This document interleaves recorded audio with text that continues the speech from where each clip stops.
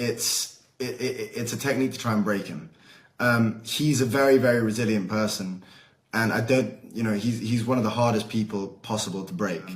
But all of these techniques, shutting off the lights, leaving him in the pitch black, not allowing doctors to go and see him, making sure that all of our calls are at completely random times and that we might miss them, or whatever, not letting us have our court-mandated weekly phone calls.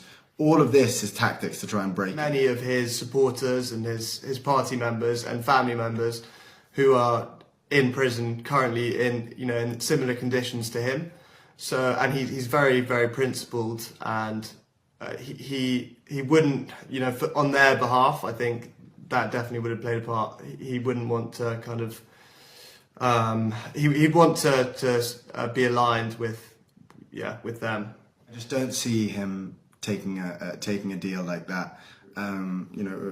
Every route that we thought would potentially get him out, we never thought he would be in there a fraction of how long he's been in there.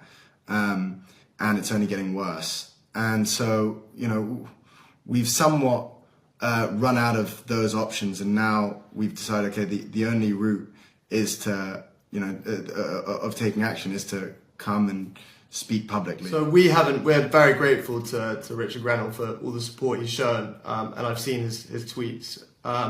But no, we haven't had any contact with him personally. In terms of a message to the Trump administration, we'd call for any government that supports free speech and proper democracy to join the call for our father's release, and especially the most powerful leader in the world. He always likes us to be private and stay away from politics and that whole world. But we asked him on one of the calls, we said, do you think it would be okay? We want to do this, we want to see if we can try and help. And he said, do it. But for anyone who knows our father, knows that he's not a corrupt person.